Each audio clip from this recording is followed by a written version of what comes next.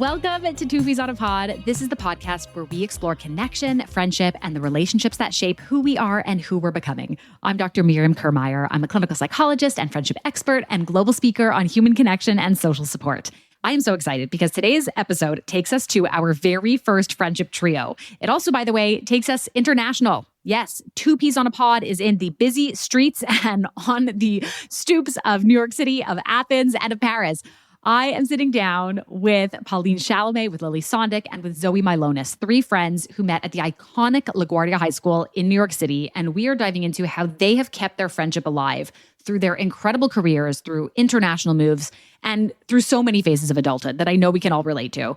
It is honestly a long distance love letter to all things friendship. I know you're going to love it. So make sure that you grab your passport and let's get into it. And don't forget, before we land the plane on today's episode, I will check back in with you with some friendly reminders, as always, for how you can bring the takeaways into your own friendships. And with that, let's check in with our friends.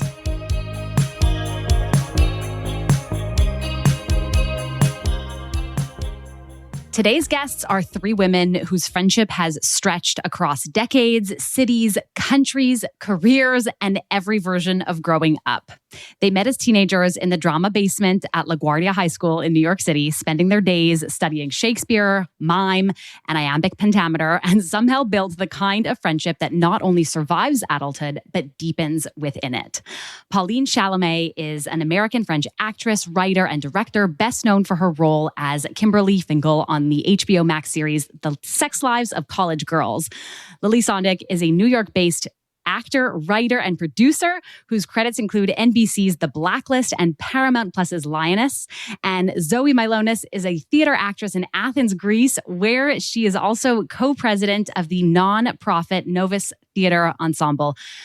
Wow, what a group of women. What a conversation we are going to have. I can't wait to hear where all of you are tuning in from. And now Pauline, Lily, and Zoe join me to talk about their creative partnership, their long-distance friendship, the beauty and the complexity of friendship trios, and what it means to truly grow up alongside people who have known you since the very beginning. Pauline, Lily, Zoe, welcome to Two Peas on a Pod, or for today, Three Peas on our pod. Yay! Yay! Thank you. Thanks so much for having us. Oh, thank you for being here. I'm so excited about our conversation for so many reasons. And before we kick things off, I always like to ask, we just met the three of you, and I would love to hear how the three of you met each other. Tell us about your friendship origin story. Okay, so let's go in order. So Zoe and I met first, and we met when we were freshmen. And we met through a mutual friend. I was a dance major my freshman year. My first memory of you is in the cafeteria in LaGuardia, and you were wearing so we were freshmen in high school, so 14, and you were wearing something very kind of sexy in my memory, like heels. Wedge heels. I wore to school every day. Yeah. You know the ones. Yeah. And this dress, very stylish. I'm trying to think what my first memory of you is more a feeling than it is actually seeing you. It's confident, kind of aware, surrounded by people, yeah. It's a feeling. Do you have the cafeteria as a setting for that? I have the cafeteria as my background for our meeting origin story. I have outside the school. I like this kind of many memories that we've condensed into one strange image from our... A memory mosaic, exactly. We're collecting the little pieces here. So there was this feeling of confidence. Something happened where then we befriended each other. We were in the same circle. And all of a sudden I was like, oh my gosh, this girl is so cool.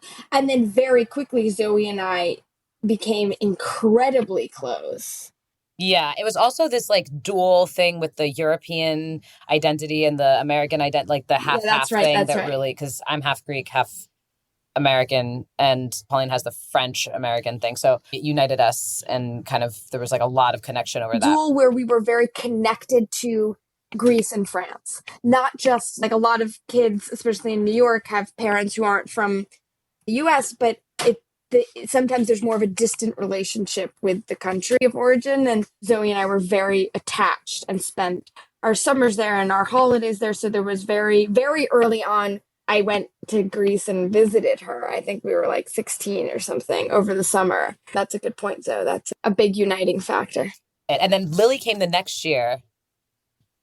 Yes, I transferred in to sophomore year, and I first became friends with Zoe because the drama department was split up into different studios, and we were in the same studio. And with Zoe, I remember just immediately being friends. It was also a similar thing, like the energy was like just very cool and wonderful and confident. And I'm sounding so confident. You're so very confident. But it was in that studio. What was the studio that we had dance in? G49? G45, yeah. G whatever. And I remember we were like in a circle and had to describe what we had been doing over the summer. And I was new. Like I didn't know anybody. I was coming from an all-girls private school, transferring into a big public performing arts school, which was the best decision I've ever made. But it was kind of overwhelming. And so we were kind of going around in circles and talking about our summers. And Zoe was like, well, I was in Greece. I spend my summers in Greece. And I was like, hey, she's very cool. And I just remember... You were at theater camp. So I remember that moment. And then I remember we had a phone call that just like lasted like an hour. And we had... Like a lifetime. Like, yeah. And we remember what was said on the phone call. Like still, this was years ago in the very beginning of our friendship. And we were just like gabbing and just laughing. I have never heard the story. I have never, ever heard any part of the story. Yeah. She's getting a little mad. She's getting jealous. She hasn't heard it. We'll unpack that later in this episode. Yeah. Continue. I want to hear about this. The phone call, the famous phone call. Yeah. I remember the like walking through my house and like you know, I pace when I talk on the phone. Yes. So I remember I was pacing in my room. It's so funny how formative those phone calls can be. I mean, in any relationship, but especially a friendship. Like as you're describing this, I have a very vivid, visceral memory of a purple VTech phone that I had, which may or may not mean anything to you. And I remember hiding underneath my white IKEA desk. And I had like even put a sheet over the front and made a little fort as an early teen and was in there talking to a friend for one of these hour-long phone calls. And they really can be such a inflection point in a friendship. It's like, okay, I knew you were cool. I know I liked you, but now we've had this real conversation and like, let's hit the ground running. We're all in. And it sounds like it literally was hit the ground running. And then it was just like incredibly close, obsessed. I was like, I can't believe I know a person like this. I've never known a person like this. I love her. And then Pauline, my first memory of Pauline, it was in that same studio, that same room, G, whatever. And we weren't in the same acting studio. So I didn't know her at first. And I remember she was with some other friends and she just did this ballet move, like lifted her leg so high up. And I was like, wow, like she's very graceful and like sophisticated. Like, look at her just doing this thing. But I also felt she was a little bit like above. I was like, she's just like above it all. Wow. She just doesn't care. And she's just doing this move and like is doing it, but like not doing it for attention, just doing it because she can and doesn't really care if anyone else like sees it or notices it. She's just like, yes, it's amazing. And then I remember Pauline also didn't really like me. So Pauline, you could speak more on that. But then what I will say is that after that went by, I remember just being inseparable with Pauline, but I'll let you take that over if you want. I think what happened was Zoe, so the same thing happened. It was a pattern, you could say. But it's like Zoe and I had gotten so close. Like I was like, I found my soulmate. And Zoe and I would write each other these letters, like long love letters that it would be like, okay, my turn to write to you, your turn to write to me. But we were constantly doing this. And I was like, my soulmate, I found it and like would pour my heart into these letters and she would pour her heart into hers. And then all of a sudden she's like hanging out with this girl I've like never heard of because she's new to the school. And it's like, oh my God, Lily's so great. Lily's Lily. And I was like, I don't know Lily because we're not in the same studio. And I would like to not lose my Zoe. But then once, we got past that, then I think it was by the time we were juniors, we were in the same studio. And when we were in the same studio, there was nothing else in the world. We're still close with a lot of our friends from high school. We're very lucky. I think the school we went to lent itself to that. But in my mind, they're kind of like horse blinders on, where I was like, I knew where each of them was at any moment. And we each had our individual paths, but they were all linked. And we had our rituals that we each did, that Zoe and I would do, or then these rituals that Lily and I would do, and the rituals that Lily and Zoe would do. And but it all mixed together.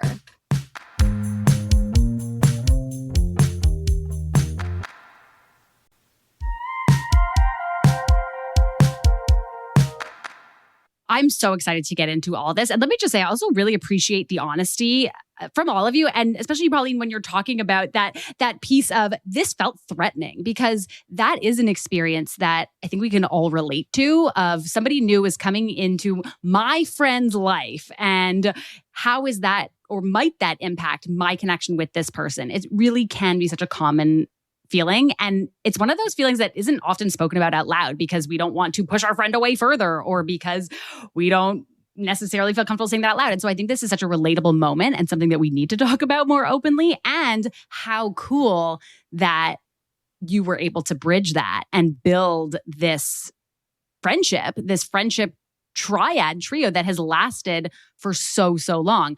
I want to pick that back up, but I just have one question. So it's interesting. They're talking about you, Zoe, this word cool is being thrown around. And, Pauline, we've heard you be described as elegant and graceful. I mean, I don't know about you, but when I think back to my experience in high school, in elementary school, I don't know that I would have described myself as cool, certainly not graceful, still not to this day. But it is so interesting how our inner experience doesn't always reflect what people are picking up on. And when you think about that, so when you hear them say oh, she was so cool, did you have that inner confidence that they were picking up on? Is that surprising to hear? And if you did, what advice do you have for teenage girls everywhere about how they can hold on to that at that awkward stage of life, and when there can be so much telling us that we are so very uncool? I don't think I felt cool. Well, I felt very uncool in middle school. I was coming from 3 years of feeling really, those were way harder than high school for me. So I think by high school, especially by the time Lily came the second year, I was basically happy because of all the people that I enjoyed being around. There was this really interesting group of people who are all young and yet very kind of New York City. So kids who have been exposed to a lot of things, plus LaGuardia, which is, supposedly we have some kind of direction in this artistic thing. Not everybody ends up doing that. But so I don't know that I felt cool, but I felt at LaGuardia, I felt very connected, and the world, the high school world was my whole world. And it wasn't exactly high school because it wasn't a regular high school. And you had all these people that you felt really inspired by. And I always feel those 4 years felt at least 10 years. It was such a full thing. So I don't know. Yeah.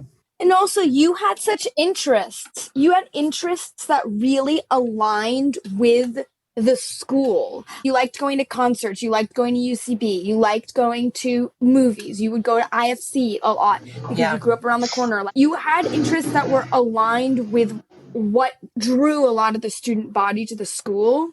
So it's it was you were kind of in your place. And I think when you meet someone at that age who seems to be in their place. Yeah. We're attracted to that kind of self-knowing and self-awareness. Yeah. I think any New York City kid thrown into some place somewhere else in the country or in the world would probably seem pretty cool. Any of us or any of the, there's something about being so exposed to so much culture in the city, especially if you're like looking for it. Yeah, but you really, Pauline's right. You took advantage of it in a way that was like very attractive. Like it would bring people in a very cool way. Thanks, guys. We're all going to take turns complimenting each other. Absolutely. Here's my question. You're starting to talk a little bit about your high school experience and how, in some ways, relatable high school is, no matter where you grow up or what school you go to, and also how unique your high school in particular is and was. And so when you think about those years as young creative people living in New York City, what drove your decision to go to that school? In a lot of ways, you know, the iconic LaGuardia High School is like the famed school. I mean, I always wanted to act. I always loved that. Just like as a kid, would beg my parents to take classes, to perform in any possible way. Like in elementary school, every year, the first day of school, I was like, are we doing a play this year? And then I went to musical theater camp. Like I was just very obsessed with performing. And I went to a private all-girls school on the Upper East Side, which is a really different experience. I think, you know, you talk about being a New York City kid, but it's, for me, at least my experience, it was really different because I also went to public school and elementary school and then went to an all-girls private school, 6th through 9th grade, which is a very different experience. I mean, just in terms of like the people, the environment, like the amount of wealth was just very overwhelming in a way that I wasn't used to and that I felt a little uncomfortable with. And I wasn't happy there. It wasn't a good fit. I have a few really good friends that I'm so happy that I met there. But I was like, this is the opposite of kind of what Zoe experienced of like thriving in a place. It was the opposite for me. It was like really just not my place. I didn't feel like I was authentic or anything. It just wasn't for me. And I had to beg my parents to audition for LaGuardia. And I remember the way it worked was like you went to an open house at LaGuardia to see like for new students who were interested. And the open house, I mean, it was incredible, but it was all performance. It was in the huge concert hall at LaGuardia and there were like kids acting and singing and it was unbelievable. And I was like, oh my God, oh my God, oh my God. And I think it was my dad that was like, no way. Nobody has talked about academics. Like, are you kidding me? And I was like, oh man. And that was in 8th grade to go for 9th grade. So he said no. So I wasn't allowed to audition. Then the next year, freshman year of high school, I was at the same school and I was like, I am miserable. And I begged and I begged. I was like, I'm not happy. And they were like, fine. My parents were like, you can audition. And I auditioned and I got in and I went. It was the first time, quite a young age, to be like, especially to my parents and to my dad, who really was like worried about education. And that was something that he really valued, where I was like, and again, LaGuardia has good academics. Like it's not about that, but it was like the focus was so much on the arts. And I took it into my own hands at 14 or whatever age. And I was like, this is what I need for my life and what I'm doing. And I was a child saying this, but looking back, I'm like, that was cool that I did that. And it was so the right decision, similar to Zoe. Those years were so formative and so important, both being around all these people that had similar passions, that were open and creative from all different walks of life, different boroughs of New York, very different experiences, but had passion. And everyone was nice and awesome. And I met Zoe and Pauline, and that changed the course of my life, I think, really. Let's actually talk a little bit about that environment. And we were starting to get into it as well. When you're thinking about, again, the uniqueness of your high school experience, it is so special to be in a setting where everyone around you, like you were describing, Lily, shares a similar passion and approaches this with a similar level of seriousness, and where there is this freedom and encouragement and support to pursue your own passion and creativity and self-expression, especially during those teenage years. What role do you think that being surrounded by art and storytelling and performance, how did that impact not only your sense of self, but also your connections and the way that you have built this friendship? Well, I think that like at the core, you know, when you're in a creative environment like that, authenticity and truth really matter, right?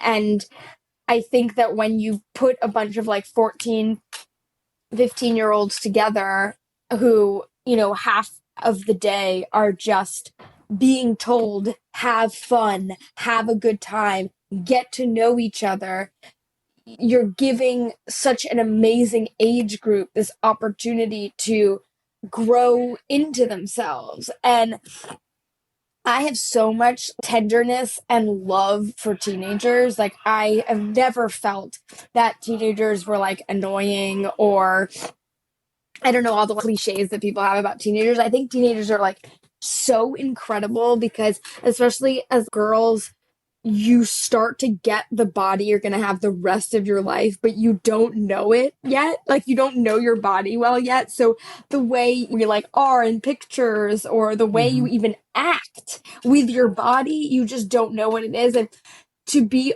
there's all the internal stuff. I think being in the school that we were at was that half the day, especially studying acting, was encouraging all the crazy feelings that you were feeling were valid and okay to express. Like, it was totally okay to get really angry or be really upset or cry. There's so much crying, and not sad alone crying, like wailing in front of people. And that was encouraged. Like, it wasn't seen as like, oh God, like that's not good.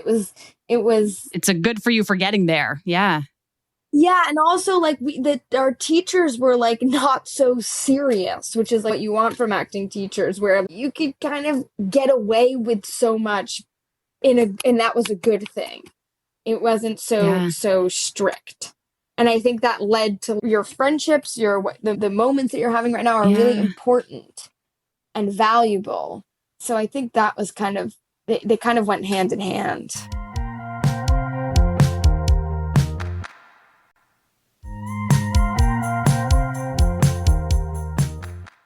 As you're talking, again, I'm transported right back to high school, and the high school that I went to in Montreal by no means was like LaGuardia, but had a very strong performing arts program, and it was to this day probably the most important period of my life in terms of what that did for me, how that helped me to connect to myself, and it's only in hindsight that I realize this, but absolutely played a role in how I think about friendship and why I'm so interested in this. And when I look back, it makes so much sense that that kind of an environment would foster friendship, because not only are you spending tremendous amounts of time together, and the time that we spend with somebody is a bit of a predictor of the ability to go on and to create a friendship, and that consistency. There's also, to your point, this moment of or this experience of intimacy where like I can be my authentic self, I can let you in, and we can build trust and closeness and knowing through that experience. And there's also shared buy-in. Like when you are working on a play or a musical or a scene together, you have a scene partner, you are inherently creating your shared experience and your shared reality. And yes, you'll have different experiences, but you're both invested in the same project and outcome. And that sense of usness that creates, and that sense of like cohesion, is so powerful. Zoe and Lily opened up something in me. Like when I became friends with them, it was like, I understood a level of love that I didn't know before. Like it was a new level. And in that, it was very safe, obviously, and hormones also at the age, so it's like very tumultuous. But through the years, the friendship, like, I know some people thrive in college, and college is their years. Like that was not my experience. I know it was not Lily's experience. Zoe had a good college experience, but it was not like high school is where we met our people for the most part. And I think that when it comes to Zoe and Lily, even to this day, right? I struggle. You said the word intimacy. I literally struggle with understanding what the difference between like being with a romantic partner is and being with Zoe and Lily. Like some people are going to think that's so weird, but I'm like, okay, outside of the sex, which like, yes, plays a pivotal, part in a romantic relationship, the connection and the kind of need to see them and talk to them and understand like the role they play in my life and the piece of my heart that they fill. I don't understand the difference. And it's a question. I've journaled about it extensively. I'm like, there is no difference. And then I'm like, well, maybe people just haven't found good friends. I don't know. Or what is this? But I'm plagued by that question of intimacy where I'm like, I'm taking the word different than how you used it in the context of what you were saying, but it made me think of this thing where I'm like, it's the same to me. Like it's more secure. Yeah. I think it's more, I mean, we're all of us are in relationships and we're happy and it's like, insecure relationships, but I feel more confident in the longevity of the friendship than I do in any other relationship because it's so there's like really no possessiveness and there's no kind of like wanting to control the other person in any way at all. So yeah, it's like beyond, it's so much freer, I think. Yeah, so much freer. And like, I was thinking about this too, because I also agree. It feels like because it's such like chosen, and I don't know if the word is like family, but like Pauline, I was really thinking about it. I was like, is it like, what is the difference with this relationship? Because it's like chosen, quote unquote, family or love, but like it's it being chosen, it's become unconditional and it's fully unconditional. Like it's not something that, well, you're born into this. It was fully chosen, but fully unconditional and also like deeply. I've never experienced this, I don't think, with a relationship, or I don't know if you can in terms of like romantically, where they're so a part of me, but it doesn't feel codependent. Where I think with a romantic partner, it just gets like murkier, or at least for me personally, you can like, project your stuff onto them. You expect certain things of them. You get mad at, like, there's all these things that like, you have to work on to like have this healthy relationship with a romantic partner. But it doesn't, it comes so naturally and they're literally part of my existence. It's like a limb that is them, but it's not codependent. Yeah, I also think we've been blessed with this like difficult thing, which is the distance that comes with, that's like the distance, the physical distance that we have had for the last like 14 years, I don't know, something like that, 12 or 14 years. How can I explain it? It kind of protects us from overexposure. It protects us from falling into patterns with each other that, I mean, I'm sure there are friends that see each other every single day that have this long friendships, but there's something like so safe about it because we have these, like, we come together, we can't get enough of each other. Then we have this distance. We have to call each other and like make sure we keep it alive in order to kind of like stay ourselves and remember who we are. We have to reach out to each other. But I think that the distance is also helpful in a way. I think that it makes it guarantees. Yeah. That kind of just occurred to me. Smart. That's really interesting. Yeah, I never, ever, ever thought of that. For me, I'm always like, the distance is the worst part of our relationship. If we didn't have the distance, it would be the perfect thing. But it is an interesting thing that you say, because the moments where we do see each other, either in duos, but when the three of us are together, it's like cotton candy. I mean, it's like a high of like, you're just talking. It's just the best feeling in the world. And it's also like, once I had a boyfriend say to me, like, I was like, Lily, Zoe, Lily, Zoe, Lily, Zoe. And like one day he was like, so what, like, he's like, I have really good friends, but like, what is like Lily and Zoe? Like, what is that? And I was like, literally got tears in my eyes. And I was like, this is what it is. If one of them murdered someone and said, I need you to come clean up the body, I would go. Like, I would not call the police. I would go help them. So what was the moment where you decided you were willing to be an accessory to murder? Like, what was, and I'm actually serious here. What was the moment, or was there a moment, was there a collection of moments? Was there a particular phase in your lives where you realized, yes, this is a special friendship. Yes, this is a special group of people. I love these people. And these aren't only going to be, air quotes, high school friends. This isn't only going to be a chapter of my life. These are people, and this is a group that I am going to take with me throughout my life? I think it's in high school, and I think this happens for a lot of high schoolers. Major events happened. This is for me. Major events happened in my life, and major events that I could not share with anyone except for them.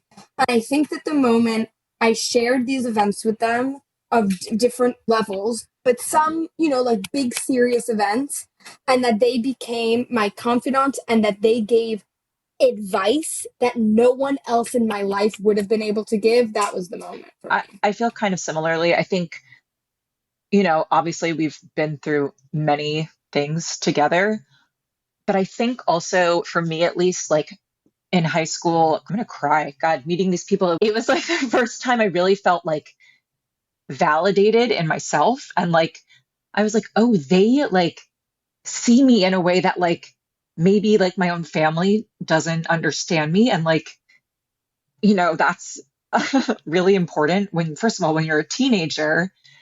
But so it's not only did they see me as someone that they loved, but we're also different, that they brought things to me that I didn't see the world the way that they did. And the way that they saw it, I was I can't live my life without these, the ways that without these visions of the world, without this understanding. It's so important to me to be able to see the world in that way. And that it's I'm not just stuck in my own mind of how things are.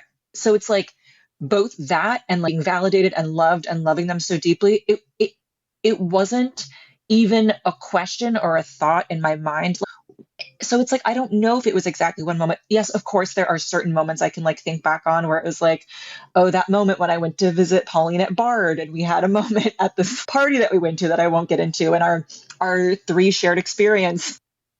I love how you're putting this into words, Lily, because it ties in with what you said just earlier. And this is the power of choice in friendship, right? It's that you were in an environment and you were all cool enough to know who you were and to kind of, allow that part of you to be seen by someone else and for that to be picked up by somebody else. I see that in you and I'm choosing to be in your life and for you to be in mine. I'm choosing to be friends with you. And that's the power of choice in friendship. And the reverse of that is also true. You were choosing, okay, I want to see the world in this way. And these are the people that I am going to choose to surround myself with because that's how I want to move through life. And so I think that that's such a great and poetic illustration of the power of choice in action. I want to talk a little bit about the experience of a trio because this is really interesting.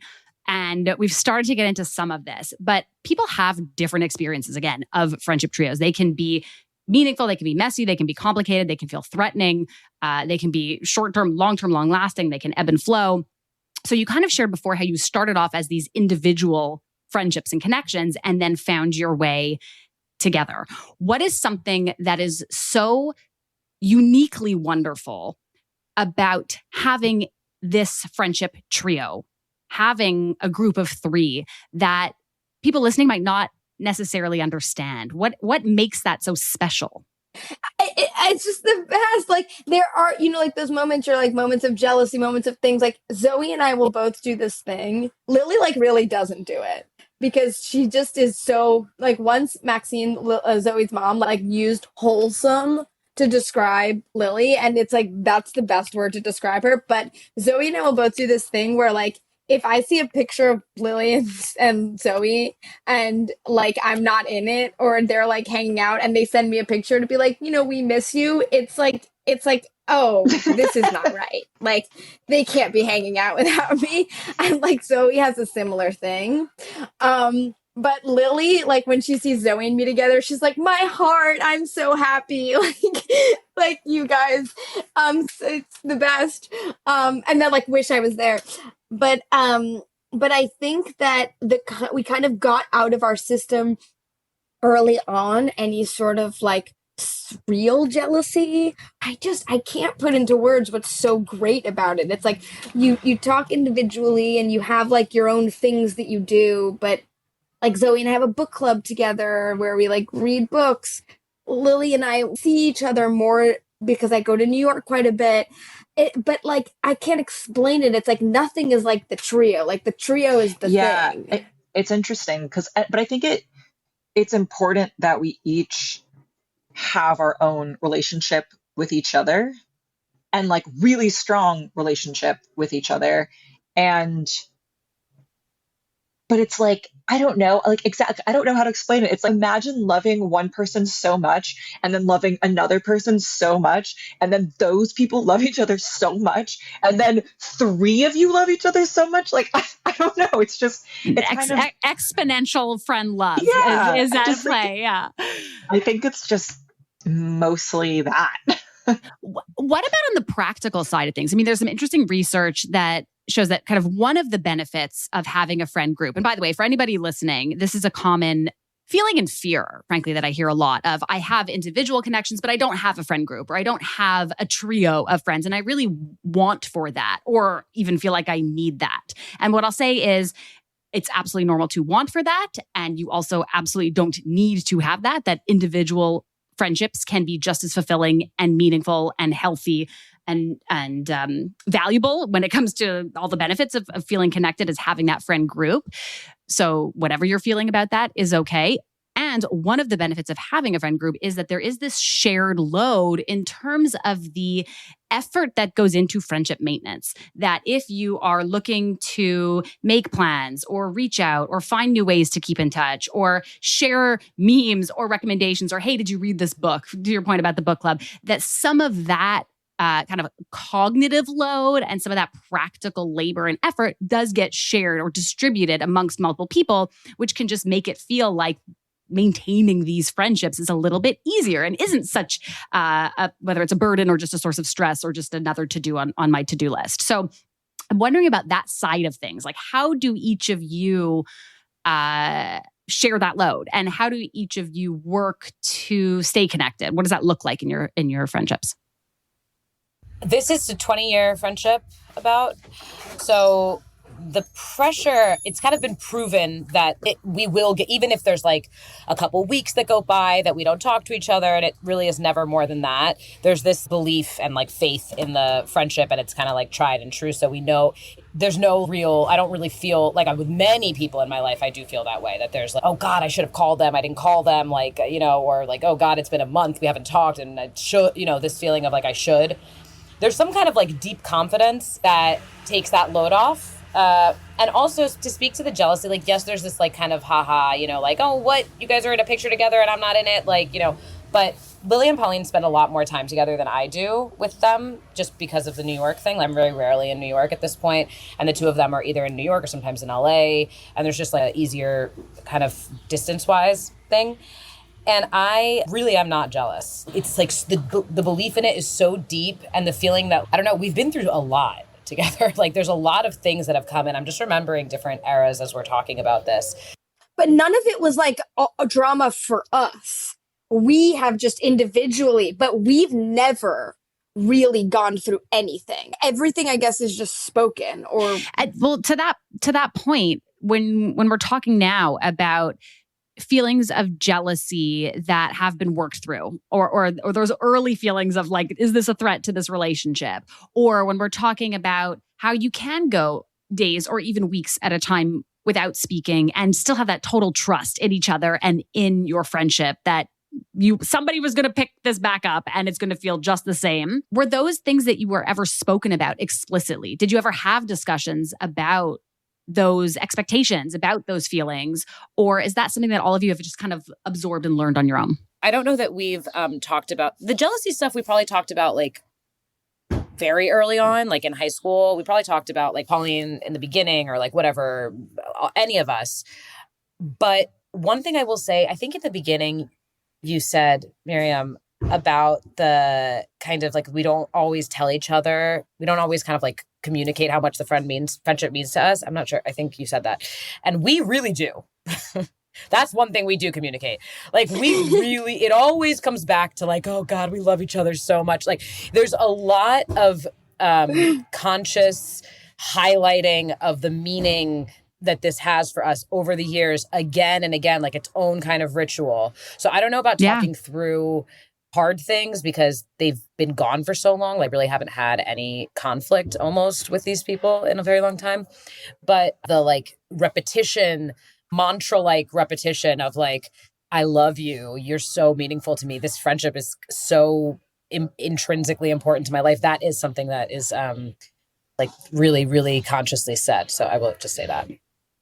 Say it's almost like, people have a gratitude practice. It's like my closest version to that. There's not a second or a moment or a minute that goes by where I don't feel like truly immense gratitude for this. Like, I know that it's not common. I know that it's special. And it's not like something that I have to remind myself or that I have to think about or that I have to like, let me like do my gratitude. It's like, I am so grateful for this. It is so important and like part of my life. And I was thinking also about the jealousy or whatever, like these parts of ourselves that are funny or quirky or just part of who we are. And there's also like a reality to like, I know that Pauline had that, and it's like, there's something like I understand her and love her so much. So I'm like, yeah, that was just like part of Pauline. And it's like, there's almost like an endearing quality where it's like, I accept it and I love it. So it's like, even, was it last night when Zoe sent a picture of me and Zoe and Pauline was like, why am I not in this? Or like something like that. At this point, we're older and it's different and it's almost like a joke. But there's part of you that's like, Pauline, it's like, there's like a total understanding and acceptance and love because we grew up together. There's like this understanding through osmosis of like just being around each other and each other's families. There's such a deep context for why each of them are the way that they are that I just understand it like so deeply that it's like not like, why is she jealous or why is she behaving this way? I'm like, oh, yeah, if that makes sense. Well, it does make sense. And I love that reframe or reminder almost that like the parts of ourselves that can sometimes feel maybe a little uncomfortable to share with other people or that we fear might be judged or that other people assume we would judge, those can also be sources of knowing. Like if we can let people in, we can feel even more chosen, right? It's not just that I'm chosen because I'm only showing you the pretty easy parts of myself. It's like, here's all of me and you're still choosing me. And so not only do I feel like you know me even more, I feel like the choice that you were making to be my friend and to stay in my life is that much more powerful. And I want to pick back up something else you said, Lily, which was the gratitude piece. I mean, I love that for you. It is this like effortless thing that's just in the background, right? There's just this resonant gratitude ever. And I feel that even in our conversation today. But this can also be a very intentional practice. And there's two different ways that we can do this. It can be kind of the individual level gratitude of taking a moment on your own to just say to yourself or remind yourself, oh, I'm so grateful for that person or what they did. I'm so lucky to have this friendship with these friends or this long-standing relationship in my life. And there's really good evidence that just doing that with any kind of regularity is helpful for both our mental health and well-being and overall life satisfaction, but also for feeling close in a relationship, that I feel closer to you when I think about how much I appreciate you. And the place where people often get stuck, though, is I can acknowledge that to myself. I can recognize the value of gratitude in my life. But in this world where we are talking so much about self-care, we can kind of practice gratitude as a very individual level experience. And what you are highlighting here is that it can be interpersonal. We can take that moment to be so intentional and say all of those things that we think to ourselves and all those things that we journal to say that to our friends. And that, I hear that loud and clear, that not only is that happening, that that's such a part of how you celebrate your friendship and a vehicle for more closeness. So I love that you brought that up. Are there any other kind of friendship norms or systems that exist in this trio? Like, what are the kinds of things that you do like to do together, that you do like to share? Literally everything. I don't think we do everything together, but we will each be happy to assist and be with the other doing anything. Whatever the thing is. Like, it's just being together that is the goal of it. And also Zoe, Lily, and I have we have 3 different brains. We have 3 different ways. It's not that thing where it's like people are friends, which happens. Like I have friends like this too, where you're so similar. Like there's obviously a lot of overlap, but like when I present a problem or when Zoe presents a problem or Lee presents a problem and let's say we're talking on the phone, the three of us, or one of us will say, I spoke to the other one, this is what she said.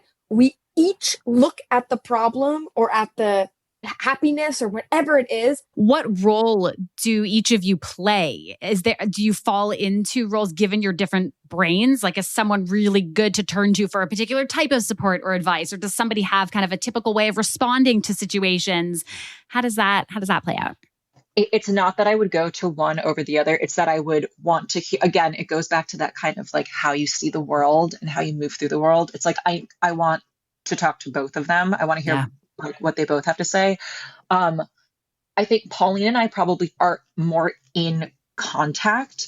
We're just constantly talking, but I need to run things by Zoe also, like big, like decisions or like things that I'm going through. And it's similar to what Pauline is saying. It's like there are certain similarities or compatibilities, obviously, just, of what we're interested in and what we're passionate about. But the way both of them relate to the world and how they move through it is really, it's really, really important for me to get their take. If I'm like upset or anxious or angry, I get stuck in my own head and my own thinking. And I feel like I'm very grounded in a good way, but it also like, I will like overthink and like and like Pauline is so open and spontaneous and has a different take in this way where it's like something I would never think of. Zoe is so also like wise and has like a different like they both have takes that I'm like, wow, I would never even think of that. Because you're saying that, I'm like, oh, like it's okay to think differently or to not have this kind of response. Yeah.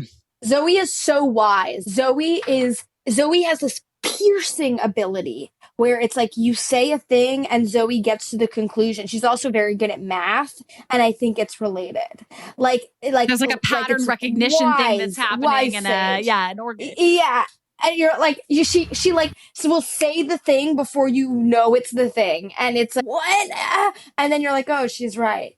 And Lily has this like unmeasured well of empathy. There is not a more empathetic person in the world who is so in tune. It's incredible. This is really, I feel the platonic friendship love right now. I love it. And what I'm hearing is it's so cool how there is this appreciation again for the individuality of each of you and the strengths that you bring, and a recognition of who each other is and the differences that exist in the group. And there's something about the combination of the three of you and the experience of being in a group that is itself inherently valuable. Like when you were talking just earlier, Lily, about bringing in diverse perspectives, there's something really powerful about what hearing from two people in the same conversation or sequentially who have different experiences, what that can do for us in terms of just like mental flexibility of that experience of, oh, people see things differently. Oh, okay, I'm allowed to see things differently too. So it's interesting that there's something about the group dynamic that I think can also do so much for us above and beyond the individual strengths as well. You are in a long distance friendship a lot of the time, at least. Where just, I don't know if we said it earlier, where are you all tuning in from right now? And where do you spend most of your time? I'm in Athens, Greece. I'm tuning in from New York. I'm in Paris. I heard an ambulance before, the unmistakable sound of a Parisian ambulance. Nothing more romantic in life. I love that. Right. So you have this long distance friendship. What has allowed you to stay and feel close? What are some of the rituals or the communication practices or the experiences that you have had that have helped you to not only feel close emotionally, but actually stay close? Being around someone 24/7 can be challenging, I guess. I mean, I like being around them 24/7 personally, but like the long distance has forced us to like, I guess from the beginning of long distance, being in college, to have long phone calls, to do video chats because we love each other so much and each other's perspective and just each other's being. It's like, okay, well, how do for me, at least, it wasn't ever thought of as like, well, how do I stay close with this person? It was like, well, of course I want to be talking and communicating with this person because they're part of me. And so the only way to do that is by having a long call. So a lot of really long calls, like all day, hours and hours.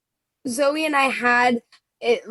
Now it's kind of, we both got like very busy, like life ebbs and flows, but Zoe and I had a shared notebook for a while. I would like be in Paris writing, send it to Zoe. She'd be in Athens writing. She would go somewhere. She'd send it from there. And it was like this notebook that we had, many actually notebooks that got filled that way. So that was a fun element. Also just like the physical nature of something that traveled around the world. And then like would have like little moments of other people who like wrote in it or whatever. The Sisterhood of the Traveling Notebook, first of all. I have to say that out loud. But also what a fun continuation of the younger versions of you as well, who would, as you said earlier, write these long love letters to each other. And I think that's so cool. But also our phones are amazing for text messages, we go on vacation together. Yeah. That's another big thing. We've managed to, this is like a very privileged thing that we're able to do, but we have to see each other over the summer for like 2 weeks. It's very, we've been doing it religiously for years and years. And it's like pretty much, I build my whole summer around that. Like it needs to happen at some point. And you take 2 dedicated weeks to be together somewhere? Yeah, it's like 10 days, 2 weeks. Yeah. Beautiful. It's so beautiful. Where are some of the places that you've been? And let's hear a trip highlight. Oh, wow. Well, you guys had a great one before I got there. Corsica in general was an amazing trip. Amazing. Oh, God. It's also grown. We have like a group of people friends of ours who come. So that's like not just the 3 of us. It's like us and our partners and some other friends. And now it's this like really beautiful, they're children now. Like it's really growing and growing. And it's like looking more and more like this little commune from the 70s, except for that, like, yeah, it looks like there's babies running around now. There's all this, we don't leave the house. We go to these places, we go to like Corsica and we're going to Tuscany in August, but we don't really leave the house. Yeah. Like we get a house and then we're just like, yes, because we just want to hang out. Just like together, constant, like really practicing gratitude, reading and like hugging and let's going and cuddling and then like cooking and eating a lot of eating. I just want to say that sometimes you have old friendships and you can see the old complexes and the insecurities that like haven't fixed themselves or they haven't been worked on or whatever. And it's like really hard because I have some friends like this, like where what they've been through and they haven't managed to like integrate themselves and the different parts of themselves and all that. It happens to be that the 3 of us have like, maybe because of the friendship too, are like well integrated and like kind of it's like really a pleasure to see the way they've evolved. And the faces that I see all your faces, like I see your 14-year-old selves and your like 18-year-old selves and your 22-year-old selves and the 30-year-old. And then I see them all and they've built upon each other in a really healthy way. And that's just, I don't know if it's luck or hard work or some combination, but that's a really incredible part of this. We're all very interested in the truth. We all want the truth. Like sometimes people don't want the truth. It's hard, like you're dating someone and you're like, oh, certain friends, you're like, well, I can't really tell them that I don't think it's the right person. Or like, oh, the way that they behaved in that situation, I'm going to call them out on it. And then that friend's going to get mad at you. That never happens. If one of us feels the need to be like this situation or this, or you're doing this and I don't really think it's good, there isn't really any backlash. There might be initial kind of like, what? But we trust each other. So I think that ties into what Zoe was saying. I think what Zoe was saying is really smart. We grew in a very compatible way. And I think we grew in that way because we are interested in foundationally who we are individually also. Well, we were talking before about different perspectives and the value of that. But like in what you're saying, it sounds like there's, different life experiences, different perspectives, but also a very strong shared value system of valuing the truth, valuing growth, valuing independence, valuing creativity, and all those things bring you together even when you may see situations differently. What's it like to have these people in your lives where when you look at them, I love how you put that, Zoe. When you look at each other, you can see all the past versions, all the different chapters of life, and also have that appreciation for who you are now and who you've grown into and who you might become. What is that like? And what kind of richness does that add to the experience? Oh, just so much gratitude. So much gratitude. That's it was such a good way of saying it, Zoe. Like certain photos will pop up on your phone, like on this day, and it's just the cutest, sweetest thing ever to see like little Pauline or young Zoe. And I don't know, it's very special. And again, it's that weird thing of being totally confident in the relationship. So there's no kind of, we've talked about this. Like I've said this to both of them that I want to, in my old age, live on an island with them in Greece. That's kind of how I would like to live out my older years. Yeah. So it's a pleasure and a part of like one of the most important things in my life. I was going to ask, what's an experience or milestone that you haven't experienced together yet, but that you hope to? I mean, you kind of answered it there, the commune that you're clearly working toward, right? Yeah, on an island in Greece somewhere. Is there another experience that comes to mind of something that you haven't shared that you really look forward to, another chapter? Well, Pauline's a mom now. Maybe we'll be moms one day. Maybe not, but maybe. And like the idea of our children becoming friends is like overwhelming. Oh my God. It's really really overwhelming. And it's really, it's like, I mean, that's next level moving to me as a milestone. Yeah. And also the role, if I have children, the role that Zoe and Pauline will play in their lives is like so incredible. I'm like, wow, if I had something like that, that's crazy. It is, I have to say, having a child now, it's so unbelievable to me that Zoe and Lily are like basically my child's godparents. It's interesting because I also feel this thing, though, that sometimes in our society, we like to label things. We like to have partner, friendship, best friend, BFF, whatever the things are. And I've been thinking about this since having my child, where I'm like, the normal thing you do is you assign godparents to your child so that then there's the norm of how my best friends now fit into the life of my child. And I'm actually like, I don't know if I believe that for a second. The friendship is so strong and is mine. It's my circle that it's inevitable, the role that they're going to play. The label of it is like a way of kind of owning something. And I'm kind of like, I don't feel the need to own that. Like, I actually trust the way it's mine. This is such a great button for so many things that we've spoken about, because I will just say anecdotally, one of the things that I often see is people who are in friendships where there is absolutely so much love and so much closeness and a strong commitment and desire to continue that friendship and to feel that closeness for as long as is possible, but don't share that openly, but struggle with that type of vulnerability or that type of intimacy or fear the repercussions of that, or will it be reciprocated in the way I hope, or will it feel too strange to say I love you to my friends? Those are often the friendships where people are searching for some type of external validation. Okay, tell me that I'm your best friend because I'm so hungry for the reassurance. I just want to know how much you love me. Or let me assign some type of external role, right? Be in my bridal party, be my maid of honor, be the godparent to my child, not to diminish the value of those roles or those experiences or all the reasons why we bring people in.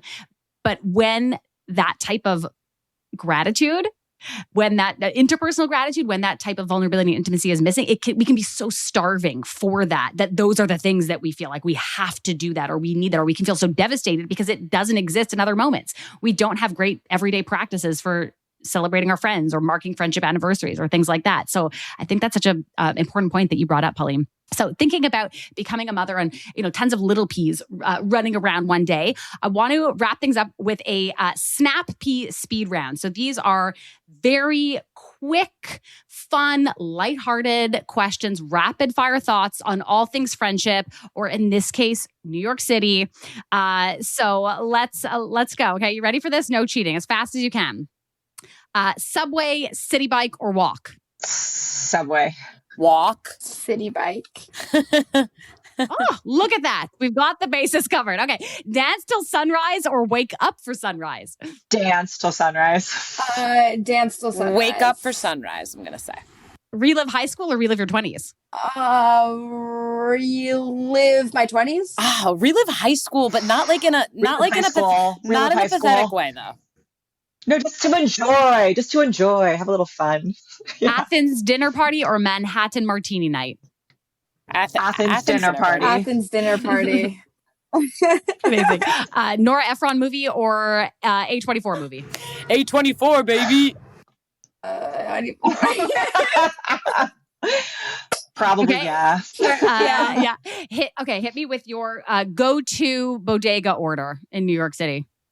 Oh, bacon, egg, and cheese, hot sauce. Toasted everything bagel with scallion cream cheese. A toasted everything bagel with butter is so good. Excellent. Okay. And now I may or may not have gotten some insider information. And so this is a little niche from one of the producers of ours who also went to LaGuardia. But Schiffman or Aldini? Schiffman. Oh, no, I can't choose. No. Schiffman. I was in love I with love Schiffman. Schiffman. I love Schiffman, but Yes, she was. Fully, 100% in love with him. Schiffman. Mm-hmm. Schiffman.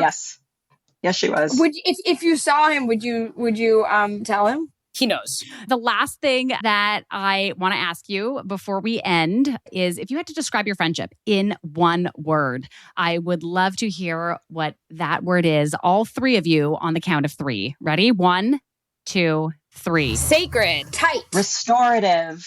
If you thought about seeing yourselves now on the street, walking the streets or walking the commune that you are imagining and working towards, if your younger selves were to see the three of you now, what would they think of you? What would they think of what this has become?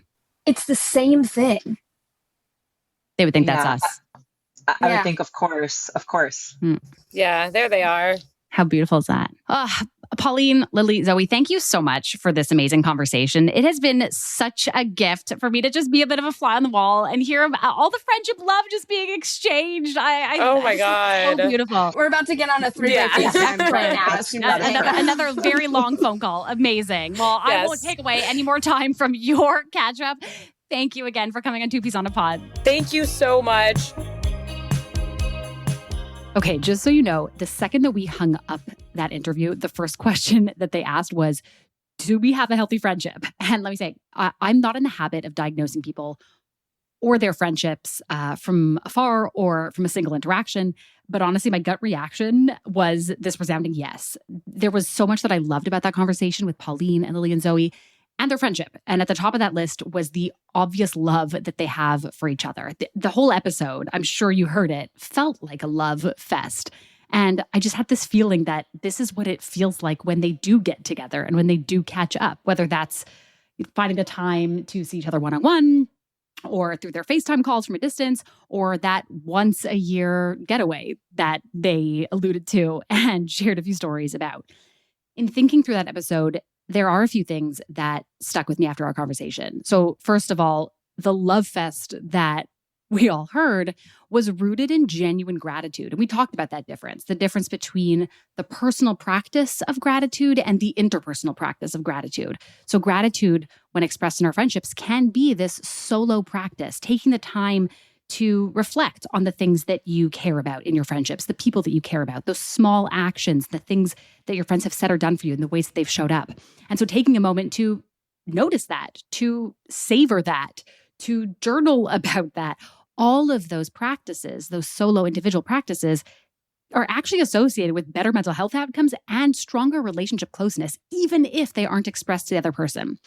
At the same time, there can be this leveling up of gratitude. And that's that interpersonal practice where we take the time and step into that space of maybe vulnerability to say to our friends, I love you. I appreciate you. Here's what I appreciate about you. I'm so grateful that you're in my life. And we heard that through the whole episode. And the more specific that we can be when practicing interpersonal gratitude, frankly, the better. So the more you can say, not only just I appreciate you, but here's what I appreciate about you, or here's the specific thing that you said or did that I appreciate, that can resonate even more. And again, is associated with a host of, yes, friendship outcomes, but also mental health outcomes. So both of those practices, the personal and the interpersonal, are hugely powerful. You could hear this, both personal and interpersonal gratitude at play throughout the conversation today. So there were a few moments in our conversation where either Pauline or Lily or Zoe was talking about what they appreciated about one of the other friends in this trio, or what they appreciated about the group as a whole. And you could tell how much it meant to the other P's in this pod to hear how much this friendship means to everyone else. And just even when they were sharing stories and reminiscing, I mean, you can hear it in their voices, and the look on their faces was just profound gratitude for the gratitude being expressed. And that, I think, is this love fest that we are all hearing and talking about.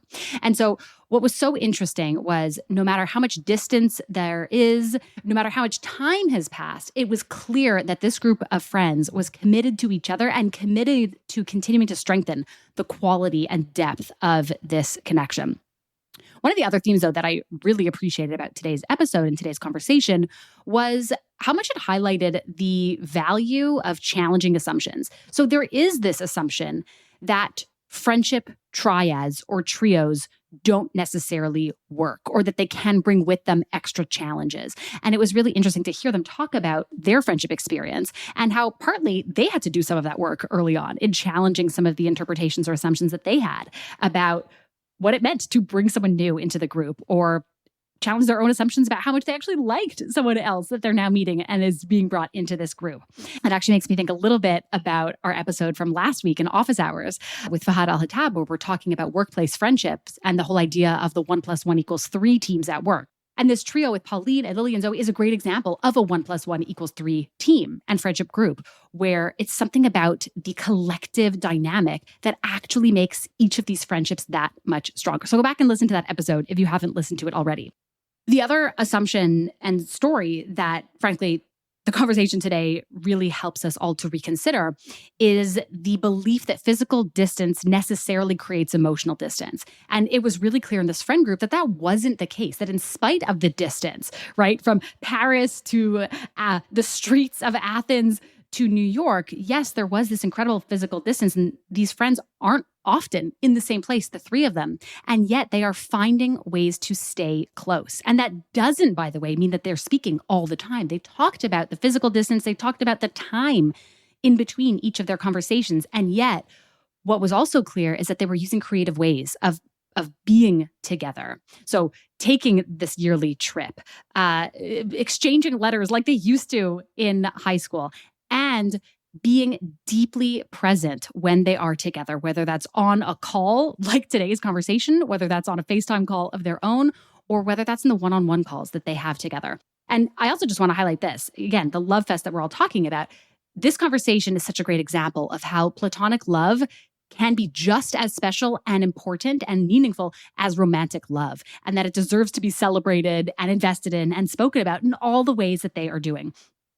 And so with all of that being said, here is your friendly reminder: presence over proximity. If you are thinking about a friend who doesn't live in the same city as you, if you are thinking about connections with people that you love and long for that don't necessarily live all that close to you, or that you don't get to see as often as you want to, we often assume that those connections inherently will be less close. And I understand why. We know that proximity is a predictor of friendship. So the closer that you live to somebody, theoretically, the more often that you see them.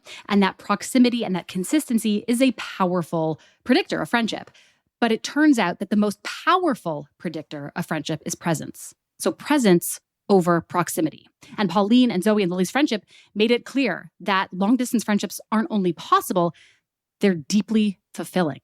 Our friendships can and will change, and we won't always stay in the same city. We won't always stay the same version of us. But if we can make an effort to show up when we are together, whether that's virtually or in person, that can make all the difference. Again, they move cities. They talk about how they've grown. They've become parents. They've evolved their work and their identities over time.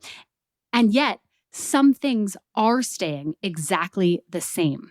And it really is that ongoing choice to show up and to be present when they are together that makes this so meaningful. And I would suspect, they're talking about how the distance that they have isn't at odds with the closeness. And that's a theme that's come up in some of our other conversations.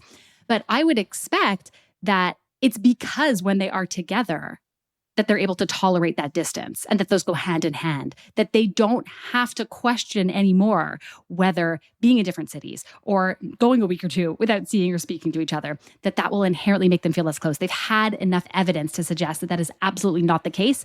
And that evidence comes through the intentional practice of showing up and being present, showing up when things are hard, reaching out for help, being real and raw with your feelings, being real and raw with your feelings of love. And ultimately, those in-between moments, not the big once-a-year trip, but the in-between moments when you are connecting on a call, those aren't and can't be just a dress rehearsal for the moments when you are actually together. Those in-between moments, the small calls, the letters that we exchange, the ways that we check in on each other, that is the story. That is the plot of our friendship itself unfolding. And those moments are precious and deserve to be celebrated. Like I said, this entire conversation was such a friendship celebration for me, and also just a nostalgic reminder of how much I loved my high school. So shout out to my high school drama teacher, Candace Grinnell, and to the 2003-2004 cast of Noises Off, Fiddler on the Roof, and the Laramie Project. You are all wonderful. And wow, did this conversation today make me miss those days. That is it for our conversation today. And so thank you so much for joining me on Two Peas on a Pod. As always, I will be right back here with you next week for another episode. In the meantime, let's make sure to stay connected. So here's how you can do that. Follow the show on your favorite podcast platform. Connect with me at the Two Peas on a Pod and at Miriam Kermeyer across social channels. And of course, make sure that you share today's episode with a friend or three. Until our next catch up, take care of yourself and the people in your pod. I will see you back here next week. Take care, friends.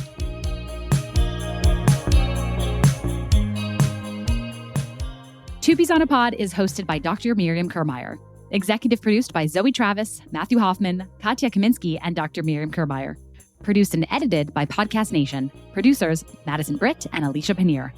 Audio engineer Miles Carter. Original music by Sarah Walk. Created by Zoe Travis and Matthew Hoffman. Two Peas on a Pod is recorded in Montreal and Los Angeles.